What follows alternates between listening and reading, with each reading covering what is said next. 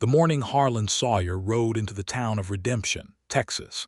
The dust was so thick it hung like a red curtain across the horizon, and somewhere behind it, a woman was holding three boys together with nothing but her bare hands and a stubbornness that could shame the devil himself.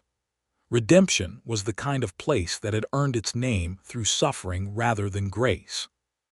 Situated in the hill country of central Texas in the autumn of 1883, it was a town of maybe 400 souls clinging to the edge of a limestone ridge, with a main street that turned to soup when it rained and cracked like old pottery when it dried. There was a general store run by a man named Grover Pell, who weighed every ounce of flour as if he were weighing gold dust. There was a saloon called the Dusty Rose that never closed its doors entirely, a church with a broken bell, a livery stable, and a small schoolhouse at the far end of town that doubled as a meeting hall when the congregation grew too large for the church. Between those buildings and the scattered homesteads fanning outward from town like spokes on a damaged wheel, life was lived hard and close to the bone. Celia Prescott had been living it harder than most for 13 months. She was 28 years old, which in 1883 meant that people occasionally looked at her with that particular brand of pity reserved for women who had not yet married or had married poorly. She was neither. She had come close to marriage once, but that was a story she did not like to unwrap. What mattered now was the house, the land, and the three boys sleeping in the back room every night under a quilt their grandmother had stitched from scraps of a dozen old dresses. The boys were her nephews, the sons of her brother Thomas and his wife, Ruth, both of whom had died within 3 weeks of each other in the fall of 1882, taken by a fever that swept through several homesteads in the valley with no respect for who it chose. Thomas had gone first. Ruth had lasted long enough to say goodbye, long enough to press Celia's hand and make her promise with her eyes wide and frightened. And Celia had promised without hesitation because there had never been any other answer she could have given. Then Ruth had closed her eyes, and Celia had taken the boys. Eli was the oldest at 11 years old, a solemn and watchful child who had inherited his father's square jaw and his mother's habit of chewing his lower lip when he was thinking hard. He rarely cried, which worried Celia more than crying would have. He helped without being asked. He chopped kindling before sunrise. He mended fences with a determination that made him look older than he was. But sometimes she would catch him staring out at the pasture, with an emptiness behind his eyes that made her chest ache in a way she could not describe. The middle boy was Samuel, who was 8 and who had decided shortly after his parents died that the best way to survive grief was to be in constant, productive motion. He talked from the moment he woke up until the moment he fell asleep, chattering about birds and rocks, and whether the creek to the south ran all the way to the river, and whether rattlesnakes could swim, and whether a man could train a coyote if he started early enough. Celia loved his noise even when it exhausted her because it filled the house and kept the silence from becoming unbearable.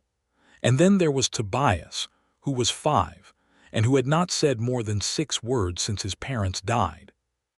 The doctor in town, a tired man named Fletcher who smelled of tobacco and camphor, had told Celia that the boy would speak again in his own time, that grief affected children differently, and that she should not force it.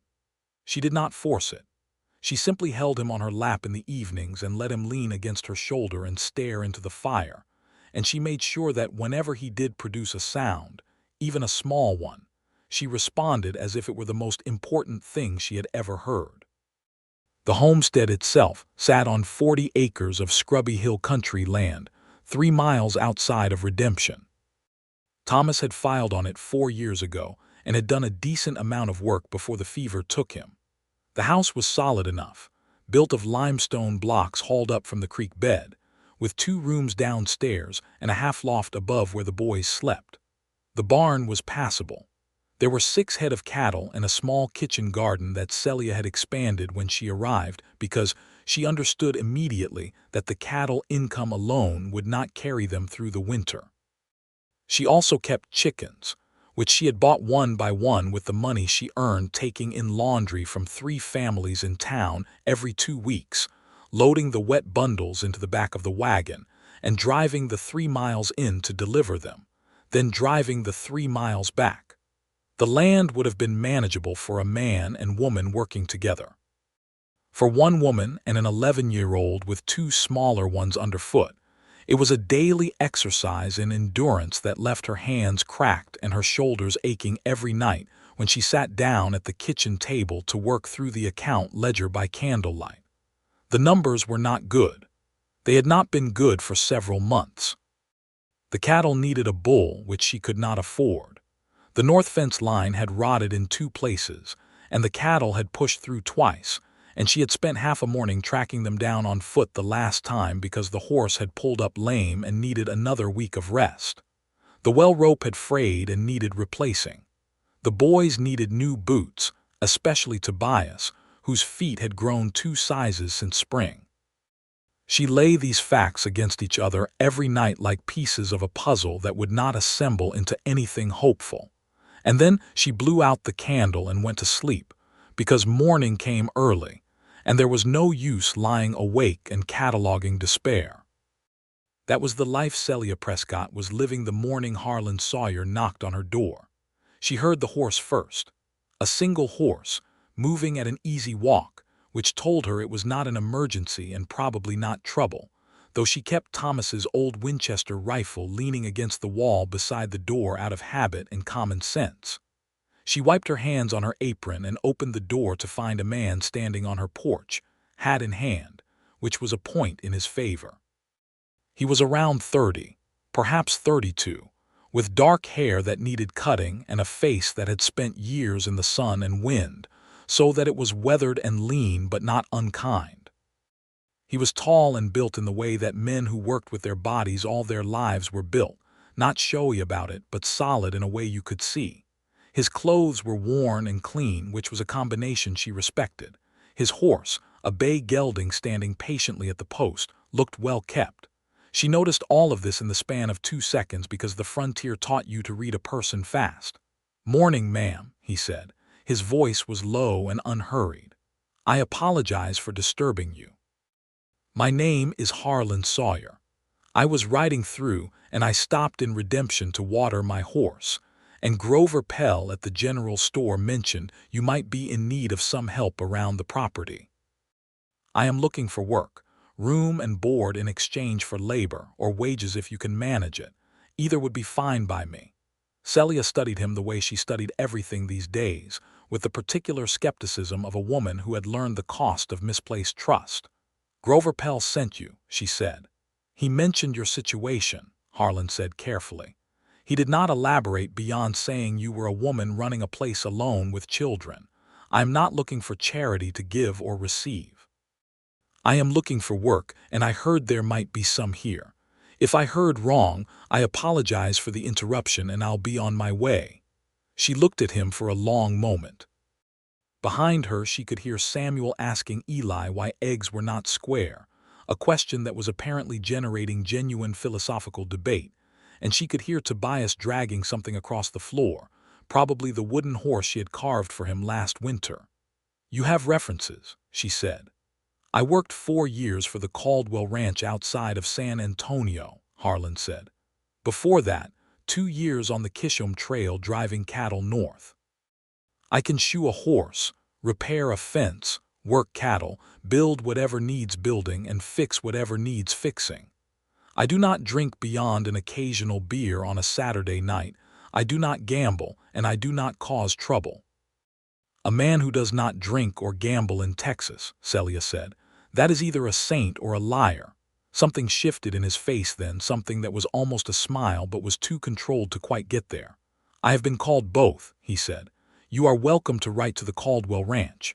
Their foreman is a man named Jack Briggs. He will tell you the truth about me because Jack Briggs does not know any other way to talk." Celia folded her arms across her chest. "I cannot offer wages," she said. "I can offer a meal 3 times a day, use of the barn for sleeping, and $1 a week if things improve by spring. If that sounds fair to you, we can discuss the particulars." If it does not, I understand and I hold no grudge. Harlan Sawyer replaced his hat on his head and nodded. That sounds more than fair, he said. What needs doing first? She pointed at the north fence line without another word. He rode out to inspect it within the hour, and by late afternoon she could hear the sound of hammering drifting across the pasture, steady and methodical. And for the first time in several months, she sat down at the kitchen table in the middle of the day and allowed herself to drink a cup of coffee while it was still hot. The first week was a period of careful, mutual observation, conducted with the formality of two people who understood that proximity created its own risks, and that trust had to be built like a fence, one post at a time. Harlan Sawyer worked from before dawn until after dark without complaint and without supervision. She would come out in the mornings to find things already done that she had expected to spend the morning doing herself. The wood box filled, the water hauled from the well, the chickens fed.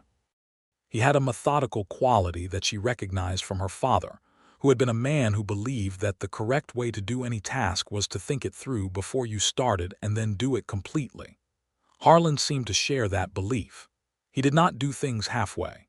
He also did not speak unless he had something to say, which she found to be an enormous relief. She had met men who felt they owed the world a constant stream of opinion, and she had no patience for them. Harlan would appear at the breakfast table, eat with focus and genuine appreciation, say thank you, and go back to work.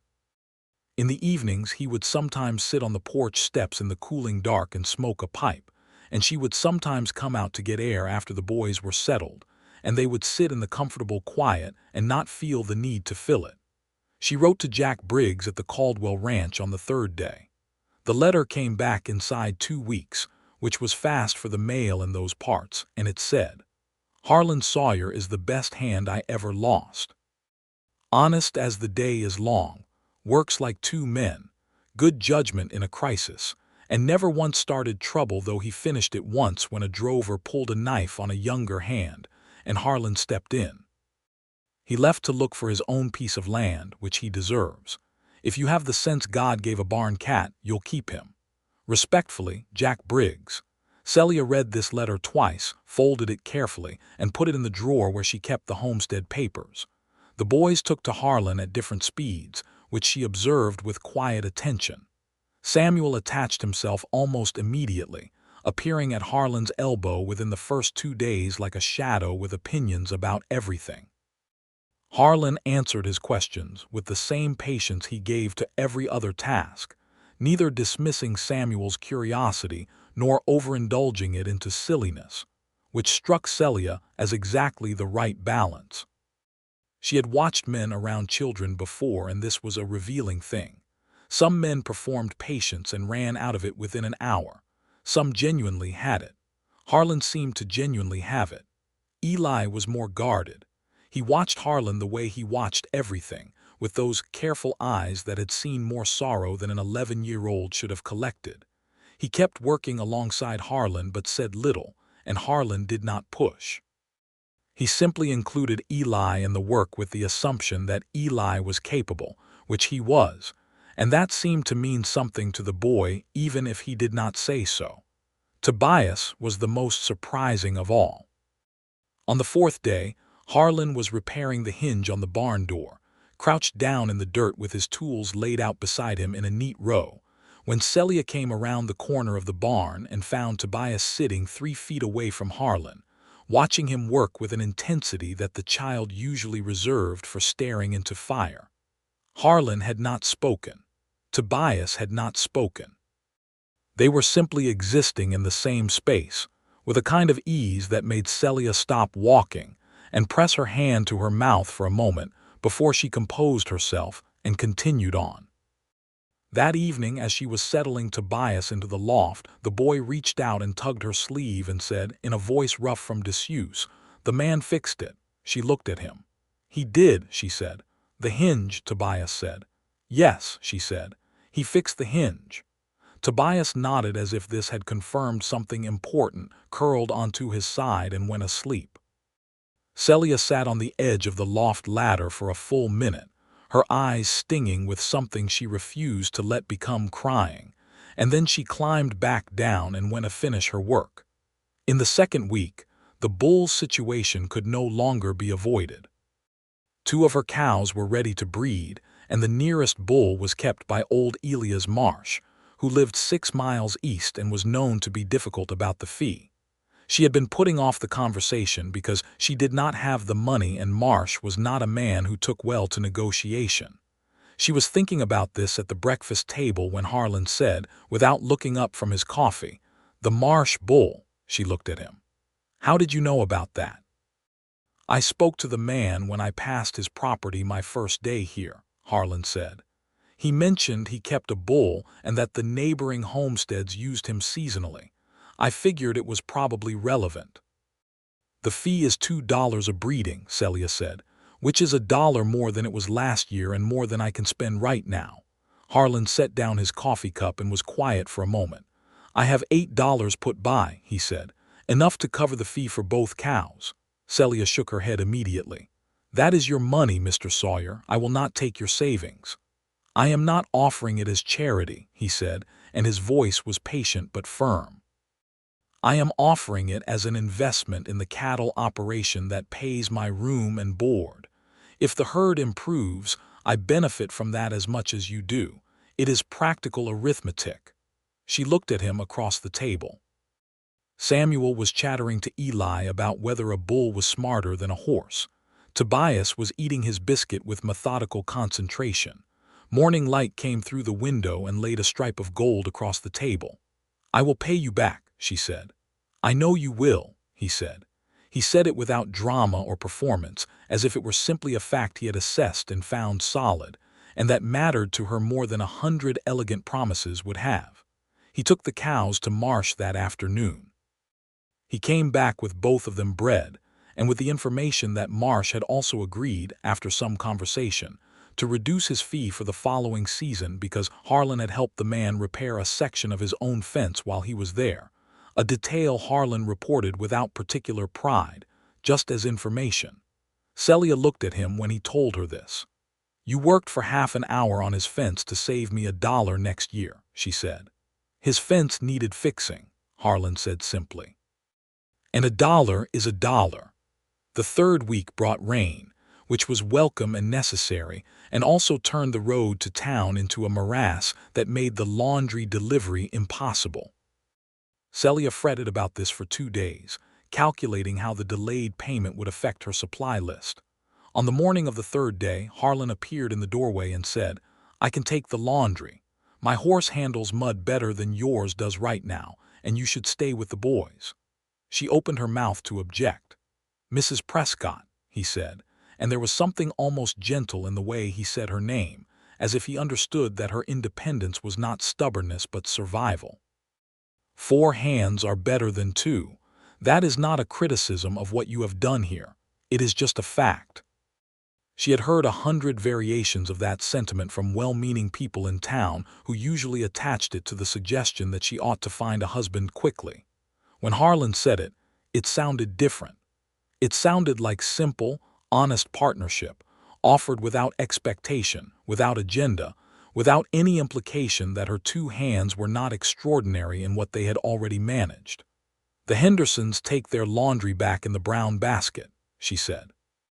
"Mrs. Chen wraps hers in paper because she is particular about it getting dusty in the wagon. The Whitmores give you a receipt." "Understood," he said. He delivered the laundry without incident, collected the payment, and returned the exact amount to her without any deduction for his time, which she had not asked him to do, and which he had apparently not even considered doing.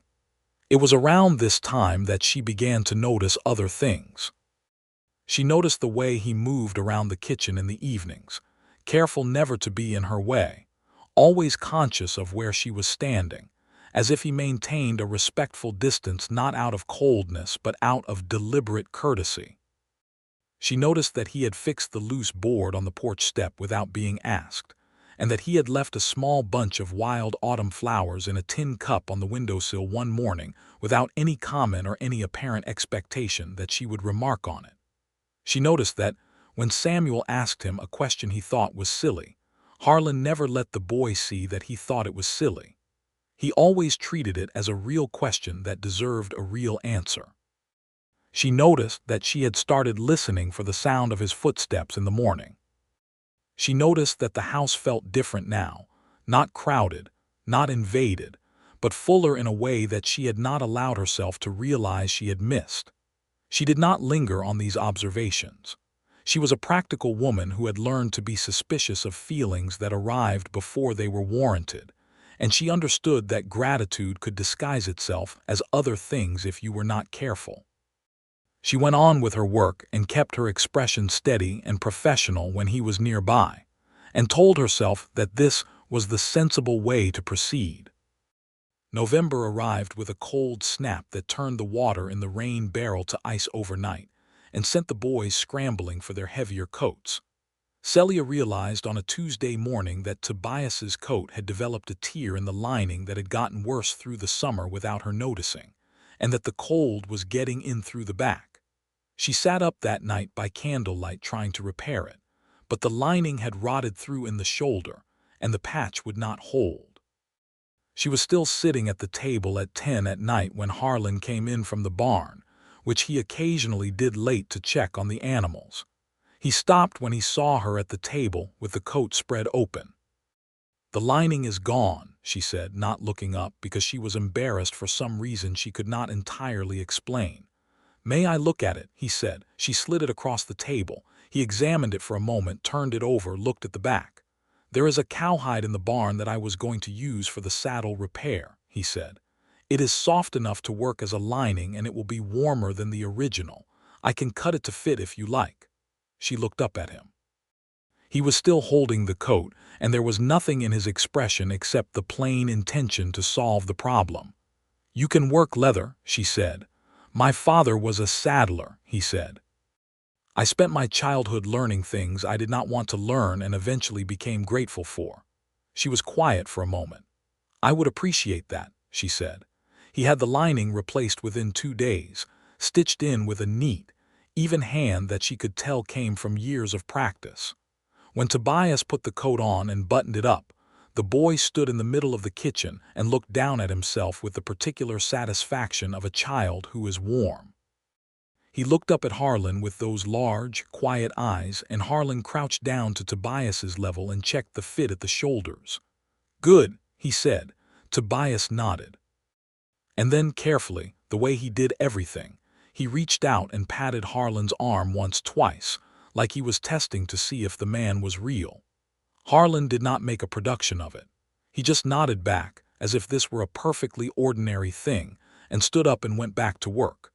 But Celia had seen the way his jaw moved once quickly, before he turned away, and she thought that this man had a larger heart than he generally let anyone see. The incident with the Donovan brothers happened the second week of November, and shook the easiness of the arrangement for a few days before it resolved itself. Cole and Russ Donovan were the kind of men that every frontier town had in some number, not criminal enough to be arrested, but unpleasant enough to make themselves felt. They had been renting land from a neighbor to the west of Celia's property, and they had made it clear on 2 or 3 occasions over the past year that they believed Celia's 40 acres would be better used if they were incorporated into their own grazing range. They had not been overtly threatening, but they had made pointed comments in town about a woman not being able to hold land without a man behind her, and once, in the spring, Cole Donovan had ridden up to her fence line and told her she might do well to consider an offer before the land went to waste. She had told him where he could put his offer. She had not seen them for a while and had allowed herself to believe they had moved on. Then on a Tuesday morning she looked out the kitchen window and saw both Donovans riding up the track toward the house. She was reaching for the Winchester before she caught herself, because she did not want the boys to see that and be frightened. She called to Eli to take his brothers to the back room and stay there, and she went to the door. But Harlan had already stepped out of the barn. He stood in the yard, easy and unhurried, with nothing in his hands, and when the Donovans pulled up their horses he said, in that low, matter-of-fact voice, "Morning, gentlemen." What can we do for you? Cole Donovan looked at him with the particular displeasure of a man whose assumptions have been upset. We came to talk to Mrs. Prescott, he said. She is occupied, Harlan said. If you have business with this property, you are welcome to say it to me and I will pass it along. And who exactly are you? Russ Donovan said. I work here, Harlan said. I manage the property. It was not precisely a lie, and it was not precisely the whole truth, and Celia stood inside the doorway and watched through the narrow gap and felt something complicated and warm move through her at the sight of a man standing between her and trouble without having been asked to. Cole Donovan looked at the house, then at Harlan, and she could see him calculating. We were going to make an offer on the land, Cole said.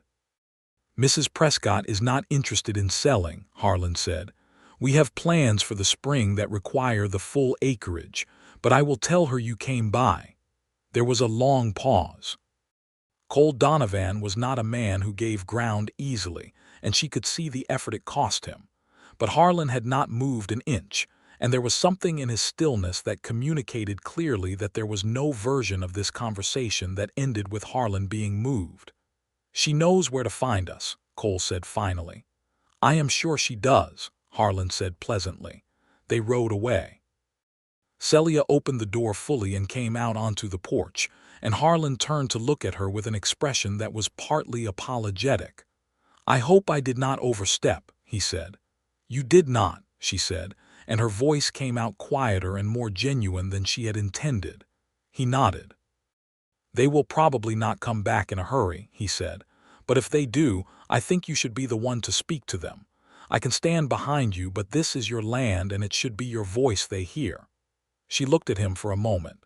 That is an unusual position for a man to take, she said. I hold unusual positions on some things, he said simply, and went back into the barn. That evening, sitting on the porch after the boys were asleep, with the temperature dropping and the stars enormous and clear above the limestone hills, she said, without preamble, "Tell me about yourself."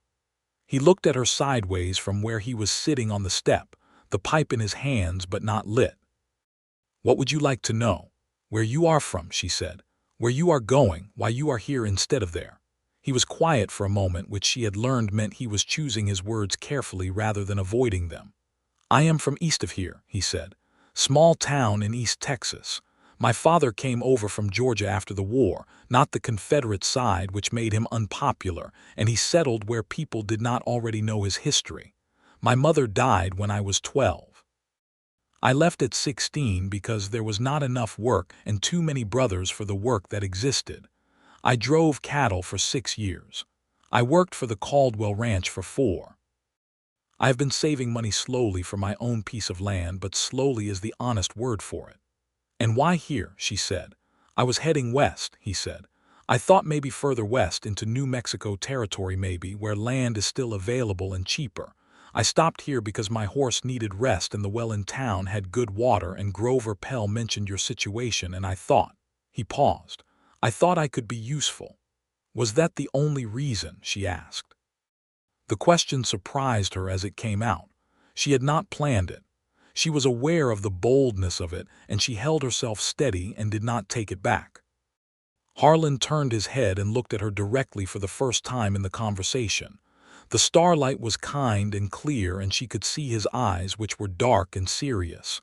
"No," he said after a moment. "It was not the only reason." He did not elaborate. She did not ask him to.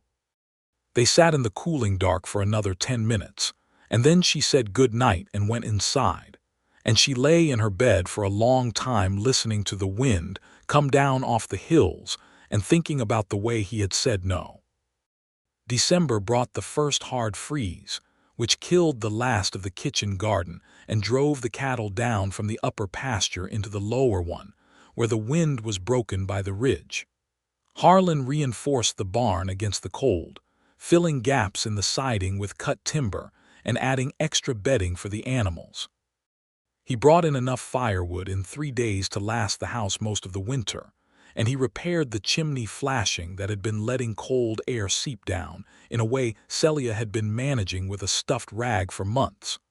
One night during a cold snap, Celia woke to the sound of Tobias crying in the loft, which he had not done in weeks.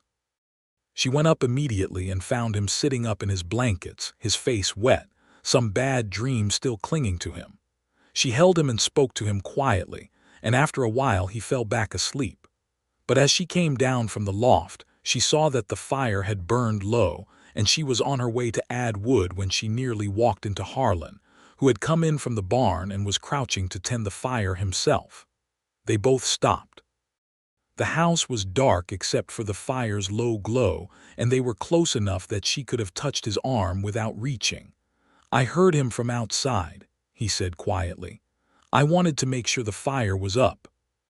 "Thank you," she said, in a voice barely above a whisper because the boys were sleeping. He added 2 logs and stood up, and they were standing 2 feet apart in the firelit dark, and Celia Prescott, who was one of the most self-controlled people she had ever known herself to be, felt something inside her that had been closed for a very long time strain against its hinges. "Are you all right?" he said. "I am fine," she said. "You are doing an extraordinary thing," he said quietly. "Those boys. What you have given up to take them in and hold them together. It is extraordinary." She looked at him. "I have not given anything up," she said, and she meant it. "They are the only family I have left. Whatever I have done for them is not a sacrifice. It is a privilege." He nodded slowly as if she had said something he had suspected but needed to confirm. "You have not asked me once," she said, "why I am not married. Everyone else asks that one way or another." "It is not my business," he said, "unless you want it to be." She was quiet for a moment, looking at the fire, and then she said, "There was a man when I was 24. I thought I knew him. I was wrong about some important things, and when I understood what I was wrong about, I ended it. That is the short version." "The short version is sufficient," he said. "I have been careful since then," she said. "That seems wise," he said. "Too careful, maybe," she said, and she did not look at him when she said it. He did not answer immediately, and the silence stretched, and then he said very quietly, "I do not think careful and wrong are the same thing." She went back to bed. But she did not sleep for a long time. Christmas that year was not a large affair because it could not be, but Celia made it as warm as she could manage. She baked sugar cookies, which used the last of the sugar, and she spent 3 evenings making small gifts by hand while the boys slept. For Eli, she made a journal from paper she had saved for months, stitched together with a leather cover Harlan gave her without being asked. For Samuel, she made a bag of carved wooden animals that she and Harlan worked on together in the evenings, she carving and Harlan sanding and finishing, a process that took 2 weeks and involved more conversation than they had exchanged in all the previous weeks put together. For Tobias, she made a small horse and rider that fit in his palm. On Christmas morning, she found on the kitchen table 3 small packages wrapped in paper, one for each boy. Harlan had been up before everyone, apparently. He was sitting on the porch step when she came down, and she looked at him through the window for a moment before she opened the door. "You should not have," she said. "It is Christmas," he said. For Eli, he had made a small compass from parts he had apparently been collecting and assembling for weeks, the kind that actually pointed north. For Samuel, he had built a small, perfect wooden wagon with wheels that actually turned. For Tobias, he had found somewhere a child's book with pictures, which Celia could see had been among Harlan's own things, old and worn and clearly valued. Tobias took the book and held it against his chest and said, clearly and without hesitation, "Thank you." 3 words. To Harlan. Celia stood in the middle of the kitchen and listened to the sound of that small, clear voice producing 3 whole words and pressed her lips together until the burning behind her eyes receded. Later that day, when the boys were occupied and the dinner was nearly ready, she found Harlan at the table, and she placed in front of him a folded square of brown paper tied with a piece of kitchen string, which was not glamorous but was honest. Inside was a photograph she had found in a box from Thomas's house, a photograph she had kept because she thought it was beautiful, a landscape photograph, taken somewhere in the Texas hill country, of a stretch of open land under a wide sky, the limestone hills rolling away into the distance. She had no idea who had taken it or how Thomas had come by it, but she had kept it because of the feeling it gave her. She had written on the back in her clean, schoolteacher's handwriting, "For the man who still wants his own piece of land. May this be a reminder that it is worth working toward." Harlan unwrapped it and looked at it for a long moment. His face was very still in the way that it was when he was feeling something he was not certain he should show. "This is a fine thing," he said. "Thank you, Mrs. Prescott." "Celia," she said, and surprised herself. He looked up at her. "Celia," he said, and the way he said it, just her name, quiet and careful, landed somewhere inside her chest and stayed there. January brought hardship in the form of a prolonged cold spell that taxed both the livestock and the household. One of the cows fell ill, and Harlan spent 2 nights in the barn with her, sleeping in the hay between checks, and when Celia brought him coffee at 2 in the morning and found him sitting in the lantern light with the cow's head on his knee, talking to her in a low, steady voice, she had to stand in the barn doorway for a moment and gather herself before she went in. The cow recovered. The boys named her after the recovery, which they had not done before, calling her Duchess, a name that made Harlan smile in that controlled way of his, the way that reached his eyes more than his mouth. In the evenings now, things had shifted in some quiet, organic way that neither of them had announced. They sat at the table after the boys went to sleep and talked. Really talked, the way that people talk when they have decided they are safe with each other, covering a range of topics that would have surprised both of them if they had cataloged it. The state of the cattle business and what the railroad was doing to long drives. Whether the government's treatment of the Apache and Comanche peoples was something a decent person could look at honestly and call anything other than a series of calculated injustices. He surprised her with his frankness on this point, which was not a common position among Anglo men in Texas in 1883. She had met men who dismissed it, men who justified it with language that made her stomach turn, and men who simply changed the subject. Harlan did not do any of these things. He said, quietly but clearly, that taking land from people who had lived on it for generations, by force and by treaty violations, was wrong, and that no amount of political language made it otherwise, and that he could not see how honest people could argue the point. She agreed with him. It was a small thing to agree on, but it felt like something. They talked about books, and she discovered that he was a reader, that he had a small collection of books in his saddlebags, a worn copy of Thoreau, and a collection of essays by various authors, and a battered novel she had read herself 6 years ago and still thought about. They talked about their childhoods, his in East Texas with a gentle father and too many siblings, and not enough of anything. Hers on a farm further north with a father who had expected the same work from her as from Thomas, and a mother who had been quietly brilliant and underestimated her whole life. She had been educated at home by her mother, who had gotten hold of a remarkable collection of textbooks through means that were never entirely explained, and Celia had grown up understanding that her mind was a tool she was expected to use.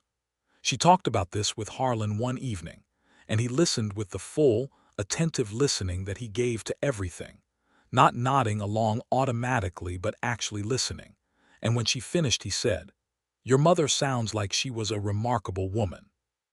"She was," Celia said. "She died 6 years ago. She would have adored these boys. I think she would have approved of the woman raising them," he said. It was the first time he had said anything so directly personal, and she felt the blood rise in her face, which irritated her because she was not a woman who blushed, and she looked down at her coffee cup and said, "She had high standards." "I know," he said quietly. "That was not an accidental compliment." She looked up at him.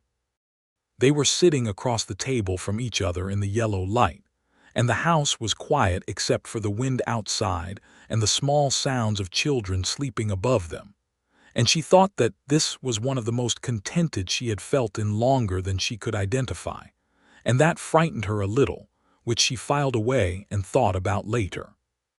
February was when things between them began to move in a direction that neither of them was pretending they did not see. It started small, the way these things always do. A morning when he handed her a coffee cup and their fingers touched for a second longer than the exchange required, and neither of them pulled back immediately. An afternoon when she was repairing the wagon wheel and he came to help, and they worked side by side in the cold air, so close that their shoulders occasionally brushed, and neither of them moved away. An evening when Samuel, who had no social filter whatsoever, announced at the dinner table that he thought it would be good if Harlan stayed forever and did not go to New Mexico territory after all, and both Celia and Harlan reacted in the same moment, looking up and directly at each other across the table, a split second of total exposure before they both looked away. Samuel, oblivious to everything except his food, continued eating. Eli, who noticed everything, said nothing, but looked at his plate with a very small smile that he probably thought no one saw. The conversation happened on a Sunday in mid-February, when the weather had turned unexpectedly mild, the kind of warm fall spring that Texas sometimes offered in the middle of winter as a grace note before delivering 3 more weeks of cold. The boys had gone to the creek with instructions to be back before dark, Samuel armed with 3 questions. He wanted to test about the properties of water, and Eli armed with a willingness to let Samuel do the testing while he kept watch. Celia was in the kitchen garden, turning the soil for the spring planting, even though it was early for it, just because the day was warm and she needed to do something physical and purposeful. Harlan came around the corner of the house and stopped at the garden fence, which she had rebuilt last fall with his help, and leaned his arms on the top rail. She looked up at him. "I thought you were mending the bridle," she said. "Done," he said. "The water trough." "Also done," he said. She went back to turning soil. He stood at the fence and watched her for a moment, and she was very aware of being watched, which was not a comfortable sensation except that it was. It was very much the opposite of uncomfortable. "Celia," he said. She stopped with the turning fork in the ground and looked at him. He was quiet for a moment, which by now she recognized as him getting his words in their right order. "I want to say something to you," he said, "and I want to say it clearly without confusion so you know exactly what I mean." She stood very still. "I came here looking for work," he said. "That is the truth. But I also think, if I am honest, that when Grover Pell told me about a woman out here managing 40 acres and 3 children alone, I wanted to come because something in me recognized that a woman capable of doing that was someone I wanted to know. I did not know that then. I know it now." She said nothing because she was not yet sure what was coming. "I have been here 3 months," he said, "and in those 3 months I have been as sure and steady in my own mind as I have ever been in my life. I am not a man who speaks about himself easily, and I am not a man who says things like this without meaning them to their fullest extent. So I want to say clearly, I would like to court you, properly, if you are willing. If you are not willing, I will remain here for as long as you need the help, because the boys need this and you need this, and I am not saying this in order to make a transaction of it. But if you are willing, I would like the chance." She had been looking at him while he said all of this, and she had not looked away because she believed people owed each other the courtesy of being truly seen when they said true things. "You want to court me," she said. "Yes," he said. "You understand what that means out here," she said. "It is not a small thing. There are 3 children involved. There is land involved. There is a life that has already been built and that has its own shape and requirements." "I do understand that," he said. "I am not a man who is frightened of the requirements of a real life." She set the turning fork against the garden fence and looked at him carefully. "I have been wrong about a man before," she said. "I know," he said, "and I cannot prove I am not wrong the way you could prove a mathematical theorem. All I can tell you is that 3 months ought to have shown you something, and I trust you to have been paying attention." She thought about the coat he had relined, the letters he had written on her behalf without being asked, the way he talked to Tobias, the way he had stood in the yard with the Donovan brothers and put her name and her land between himself and them without making it about himself. The compass he had made for Eli, the way he said no when she asked if work had been the only reason he came. "I have been paying attention," she said. "Good," he said. "One condition," she said. He waited. "Nothing changes for the boys," she said. "Whatever happens between us, good or difficult, they are not affected by it. Their stability comes first." "That is not a condition I need to negotiate," he said immediately. "It is simply the right way to do it." She nodded. She picked up the turning fork. "All right, Mr. Sawyer," she said. "Harlan," he said. "All right, Harlan," she said, and went back to turning the soil. And if she was smiling while she did it, she was facing away from him and he could not see, which was fine, which was entirely fine. The courtship that followed was probably not the most dramatic in the history of the American West, but it was, in its own way, the most thorough. It was conducted in the gaps between work and sleep, in conversations at the kitchen table after the boys were in bed, in walks taken in the evening along the fence line when the weather permitted, in small and unannounced acts of care that accumulated like interest over time. He brought her wildflowers when he found them, which in a Texas February was not always possible, but he found dried ones once, a bunch of faded yellow things that had somehow survived the winter pressed against a limestone outcrop, and he brought those. She made him a cake for his birthday, which he had mentioned only in passing, and which she had remembered and secretly calculated, and his face when he saw it was one of those moments of unguarded surprise that showed her again the man behind the composure. They argued twice, which she considered healthy. The first argument was about the cattle breeding plan for the spring, which she had her own ideas about and he had different ideas about, and they disagreed directly and without softening it. And after 40 minutes of standing in the barn with both of them talking over the other intermittently, they arrived at a compromise that was better than either of their original positions. The feeling afterward was something like glee, which surprised her. The second argument was more serious and concerned money. He had received, by mail, a letter from a man in San Antonio offering him a position as a ranch foreman at a significant wage, and he had not told her about it immediately. And when she found out, she was sharply, precisely angry, not because he should not take the offer, but because he had kept it from her for 4 days. She told him directly that if they were going to be anything to each other, they could not keep things.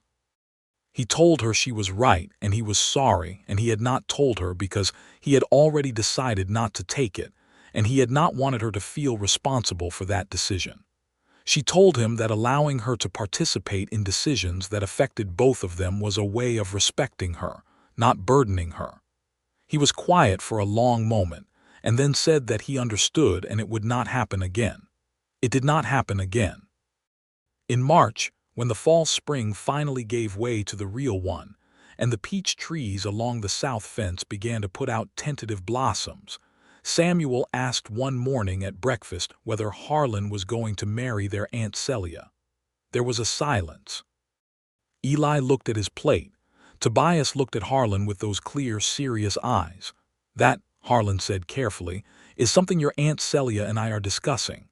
"You have been discussing it for a long time," Samuel said, which was not wrong. "Samuel," Eli said. "I am just asking," Samuel said. Celia stood at the stove with her back to the table and kept her expression turned away from everyone and did not speak.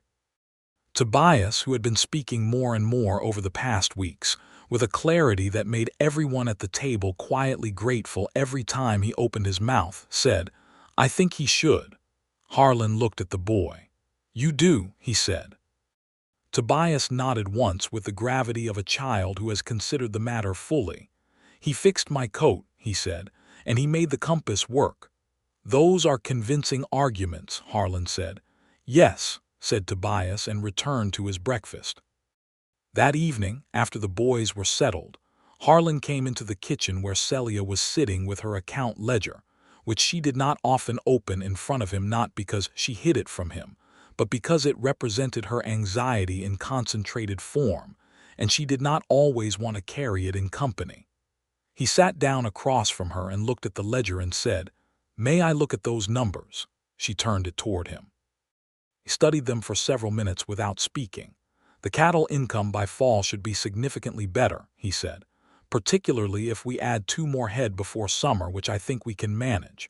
The garden this year, if we plan it fully, should reduce what you spend at the general store by close to a third. The laundry income is steady. I know all of this, she said. I know you do, he said. I am not saying it to explain it to you. I am saying it as the beginning of a different conversation. She looked at him.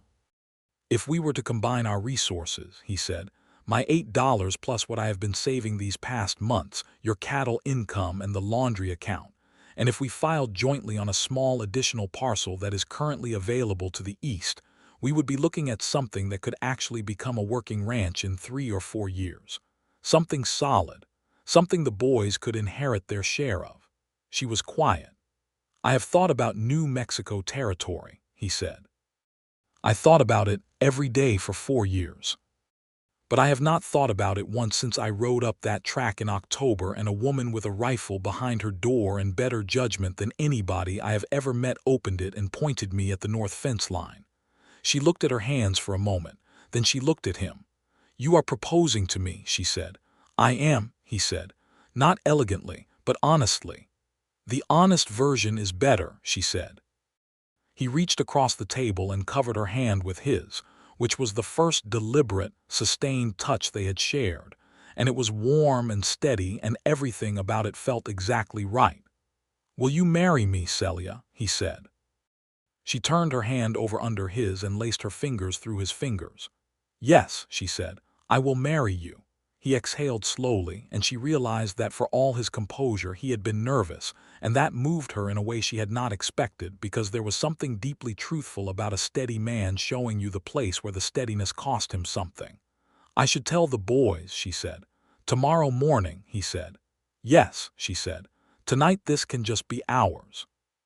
He smiled then, really smiled, in the way that he almost never let himself in company, broad and unguarded. And she thought she had never seen anything so good as that man's actual smile at that moment in that kitchen by that candlelight. They were married on a Saturday in April, in the church with the broken bell, which no one had fixed yet, but which on this particular Saturday morning they had decorated with early spring flowers that Celia and the 3 boys had spent the previous afternoon gathering from the hillside. The congregation was small. Grover Pell and his wife, who had turned out to have a genuinely good heart beneath the careful weighing of flour. The Hendersons and Mrs.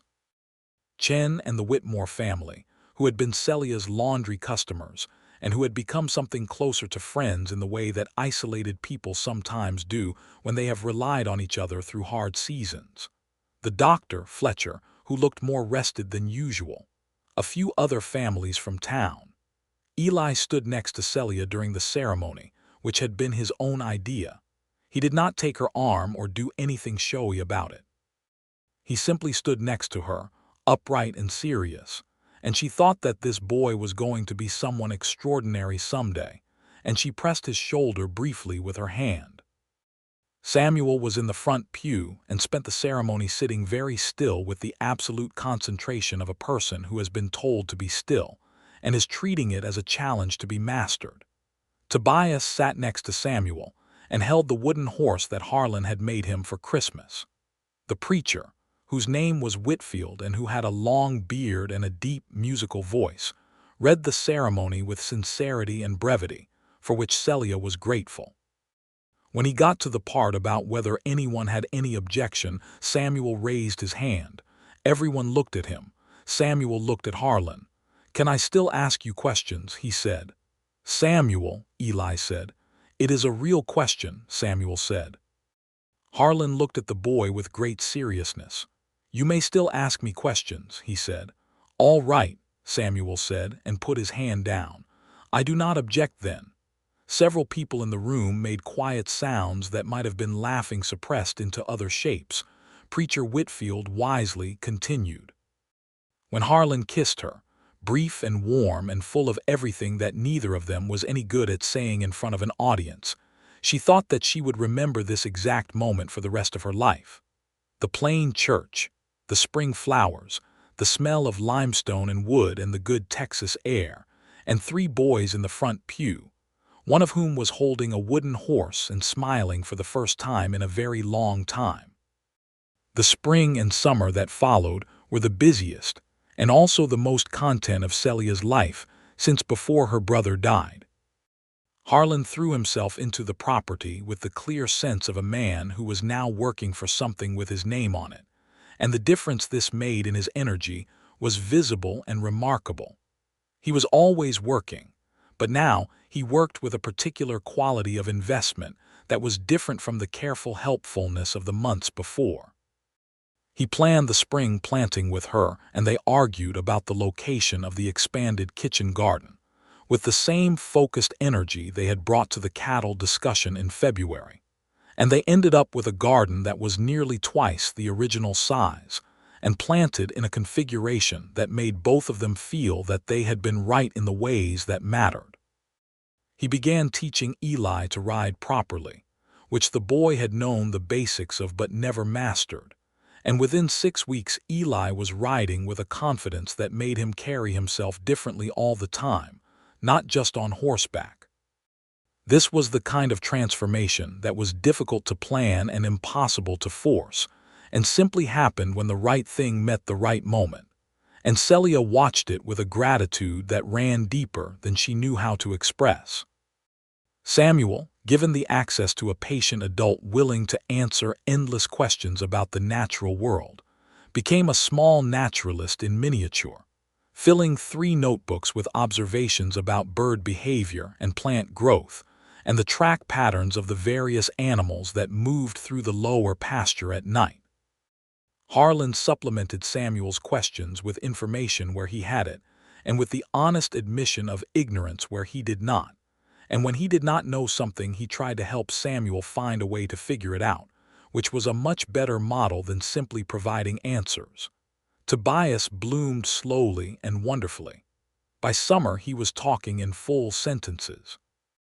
Not at the speed of Samuel, who seemed to produce words in industrial quantities, but steadily and thoughtfully, and what he said tended to be surprisingly precise and occasionally surprising. He developed an attachment to the barn cat, a disreputable orange animal that had simply appeared one day and installed itself without asking, and he and the cat spent long afternoon hours in the hay together in what appeared to be mutual satisfaction. In August, Celia realized she was pregnant. She calculated and recalculated and sat with this knowledge for 3 days before she told Harlan, not because she was uncertain about telling him, but because she wanted to be very sure before she spoke, and also because she needed those 3 days to understand how she felt about it herself. She was 29 years old. She had 3 boys who depended on her. She had a new marriage that was working beautifully but was still young. All of these facts arranged themselves in her mind, and she looked at them honestly and found that beneath all of them, deeper and quieter than any of the practical considerations, was something that felt like joy.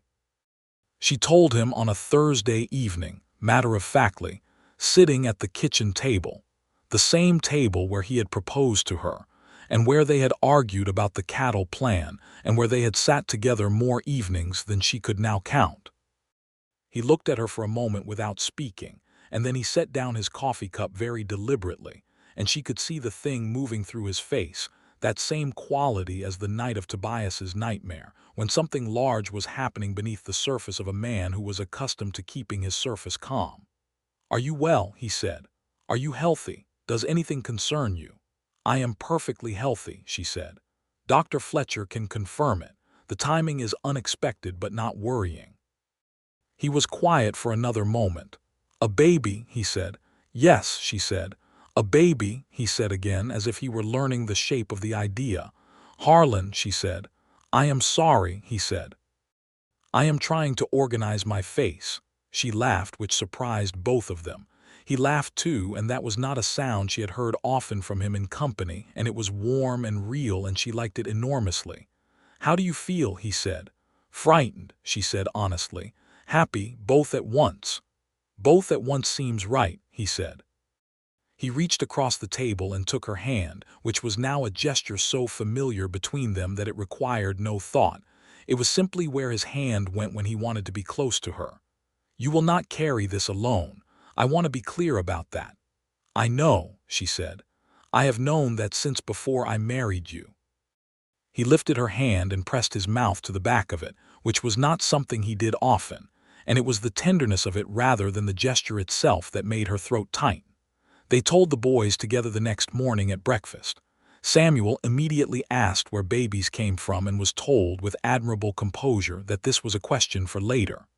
Eli said, after a moment of characteristic silence, "Will it be a boy or a girl?" "We will not know until spring," Celia said. Eli nodded. "Either is fine," he said, with the decisive finality of a person closing a subject. Tobias reached across the table and patted Celia's hand the same way he had once patted Harlan's arm in the barn, testing for reality. "A baby," he said. "A baby," she confirmed. He considered this. "Good," he said, and returned to his breakfast. The fall brought a good cattle sale. With the cows bred correctly through the spring and the herd improved, and with Harlan's management of the additional parcel they had filed on in May, the October cattle sale in Redemption yielded more than Celia had made in the previous 2 full years of operation. She sat with the account ledger that evening and looked at the numbers and felt something shift in her chest, some tension that had been there so long she had stopped noticing it as separate from herself. "Look at this," she said to Harlan, turning the ledger toward him. He looked. He was quiet for a moment. "We could build the addition by spring," he said, "the extra room before the baby." "Yes," she said. "I will start in October," he said. "Between the cattle work and the fence repairs, but I will start." "We will start," she said. He looked at her with that thing in his eyes that she had finally, privately, allowed herself to name. "We will start," he agreed. The addition to the house went up over the course of 6 weeks, Harlan building it with Eli as his primary assistant, and the work between them during that time built something else in addition to the new room.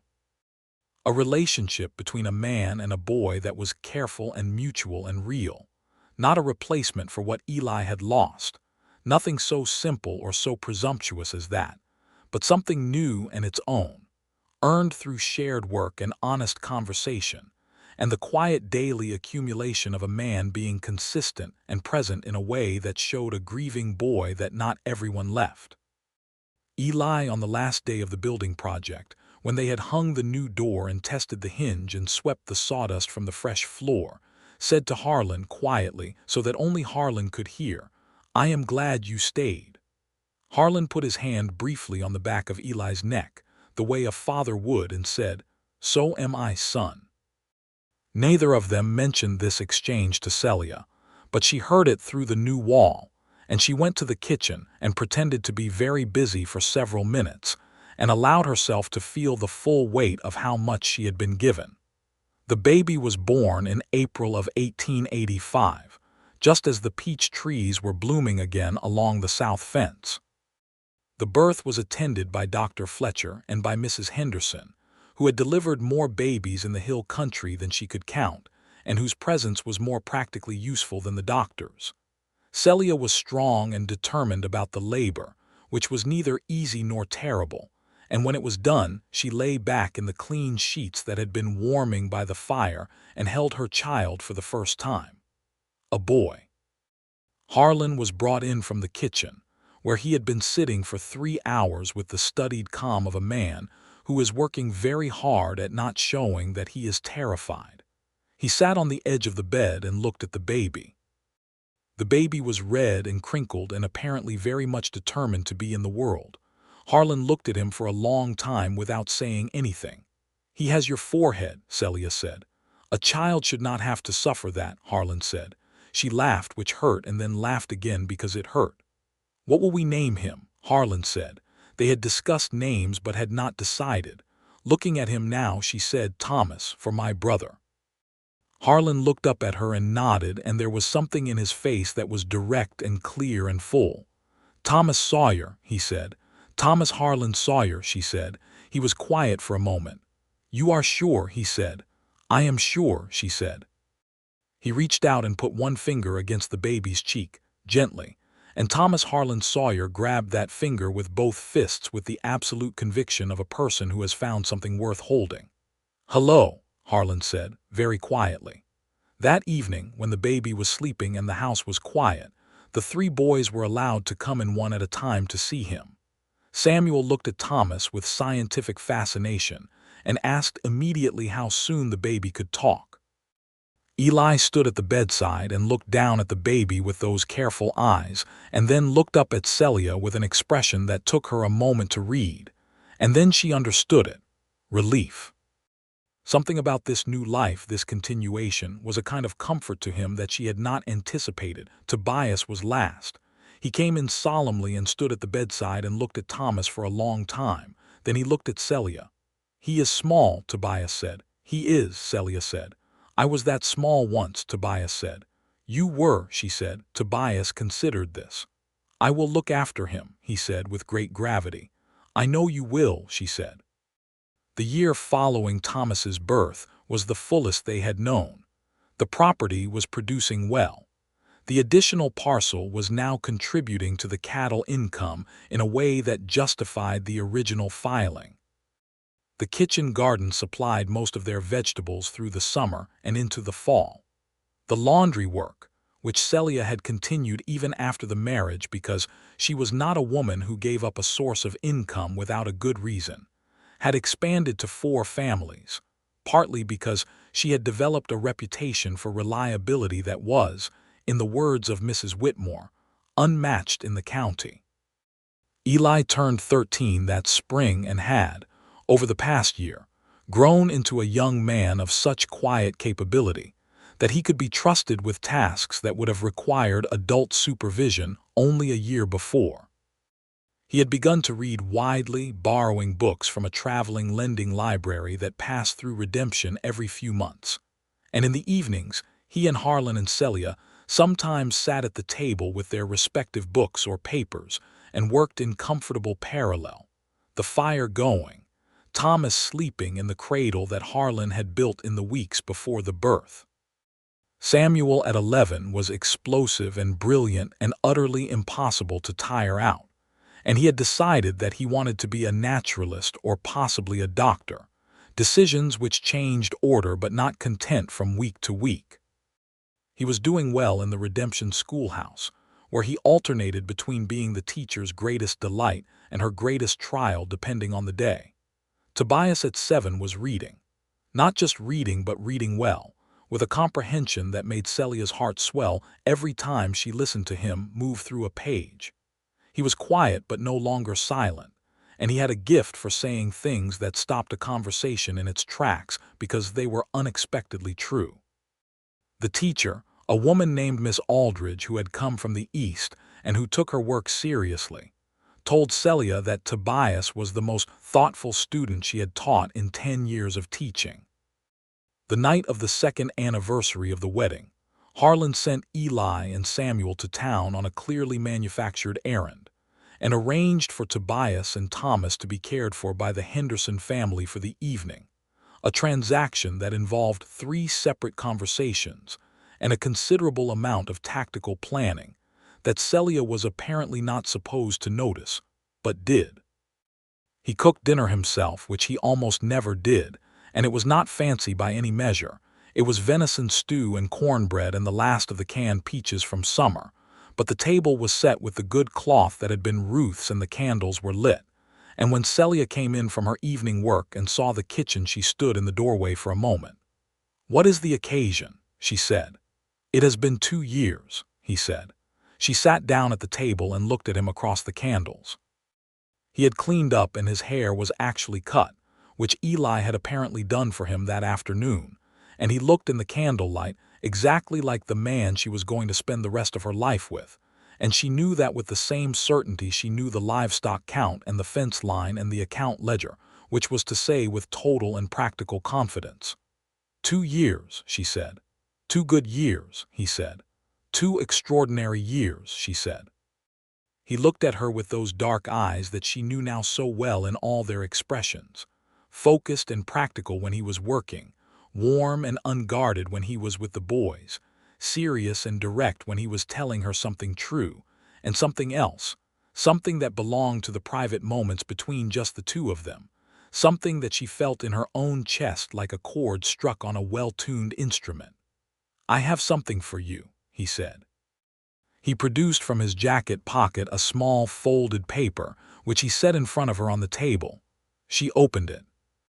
It was a land deed, registered in both their names, for a small additional parcel on the southern end of their property, adjacent to the creek, that she had mentioned once, months ago, in a conversation she had not thought he was paying particular attention to, as the kind of land that would be perfect for an orchard. She looked at it. She looked at him. "There is a letter from a man in San Marcos," he said, "who grows peach and apple trees and sells stock in the spring. I have already written to him. He says he can have 20 trees ready by April." She folded the paper carefully and held it in both hands. "You remembered," she said. "I remember everything you say," he said, without any performance of the statement, simply stating it as a fact. She looked at the candles for a moment, at the good cloth on the table, at the venison stew and the cornbread. She looked at the Winchester still leaning against the wall beside the door, because they were still in Texas, and it was still 1886 and some habits of practical survival were worth keeping. She looked at the cradle in the corner, empty tonight, and the row of small boots by the door, 3 pairs in graduating sizes. She looked at Harlan Sawyer, who had ridden into her life on a dusty October morning and stood on her porch with his hat in his hand, and who had said, simply and without drama, that 4 hands were better than 2, and who had then proved it every single day since. "I love you," she said. She had said it before. She had said it the night of Thomas's birth, in the warm, exhausted clarity that followed.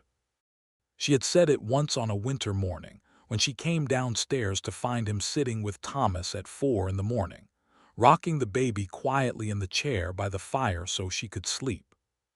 She had said it in the small ways that do not use words at all, the way she made his coffee exactly as he liked it, the way she saved him the articles from the newspapers that came through the Redemption General Store knowing which topics interested him, the way she always knew where he was on the property without having to look.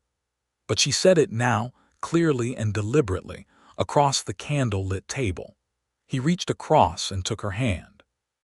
"I have loved you," he said, "since the morning you opened that door and looked at me like I was a problem you were going to solve efficiently and without sentimentality, and I thought, there is a woman I would like to know." "That is when you fell in love with me," she said, "when I looked at you efficiently, when you looked at me honestly," he said. "There is a difference." She squeezed his hand. He squeezed back. They sat in that kitchen for another hour after dinner, talking about the orchard, and whether apple trees or peach trees were hardier in the hill country climate, and what a proper irrigation ditch would require, and whether Samuel's plan to build a water wheel in the creek was structurally sound, which was an argument that would apparently require a return to the actual creek to resolve. They talked about Eli, and whether the school in Redemption was still adequate for him, or whether they should look into correspondence courses, and about Tobias, and whether Miss Aldridge was right that he had a gift for language that should be specifically cultivated, and about Thomas, who had said a new word that afternoon and seemed deeply pleased with himself about it. They talked about everything that was theirs together, all the daily and particular and irreplaceable substance of the life they had built. Outside, the Texas stars were enormous over the limestone hills, and the peach trees along the south fence were beginning, in the warm April evening, to move toward another spring. Somewhere in the lower pasture, the cattle moved in the dark. The barn cat, the disreputable orange one, sat on the porch step in a posture of great satisfaction. The house was solid and warm and full of the accumulated evidence of people who loved each other living alongside each other with intention and care. In the months that followed, the orchard went in as planned. 20 trees, 10 apple and 10 peach, planted in rows along the south property that Harlan and Eli and Samuel dug, and prepared over the course of 2 full weekends, with Tobias handing tools and Thomas toddling at the edges of the activity, with the cheerful purposefulness of a small person who is very busy doing nothing in particular. The trees were small and needed years of tending before they would produce anything significant, which was fine. They were planting for the future, which was the kind of optimism that could only be afforded by people who believed there was a future worth planting for. Celia found that she believed this without reservation or qualification. She had not always believed it. She had spent 13 months not quite believing it, working with everything she had but not quite trusting that it would be enough. Now she believed it the way she believed in the limestone under the topsoil and the water in the aquifer and the stars that appeared reliably every clear night over the hill country, as a fact too fundamental to require argument. The Donovan brothers never came back to make another offer on the land. She heard through town that Cole had sold his lease to the west and moved further north, and that Russ had taken work at a mining operation near Austin. She thought about them occasionally and felt nothing much beyond a mild satisfaction at the completeness of their irrelevance to her life. Grover Pell, the general store owner who had sent Harlan to her door, received from her every Christmas a jar of peach preserves, once the trees began bearing, and every year he accepted them with the pleasure of a man who knew he had done one genuinely good thing and was not tired of being reminded of it. The boys grew.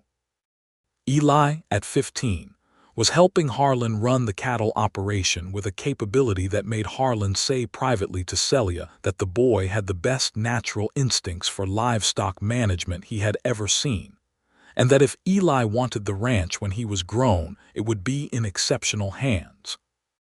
Eli, when Harlan said this to him directly, which Harlan did because he believed in telling people true things, went very still for a moment, and then said, quietly, that he thought his father would have liked to hear that.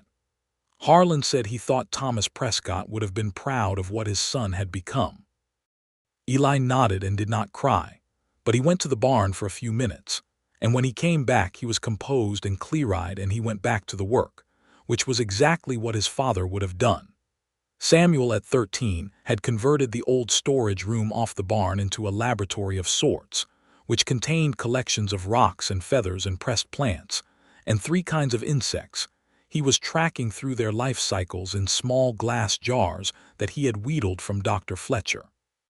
He had written a letter to a naturalist at the university in Austin and received, to everyone's astonishment including his own, a genuine reply that took his questions seriously and invited further correspondence. Samuel had read this letter 5 times and kept it folded in his shirt pocket for a week.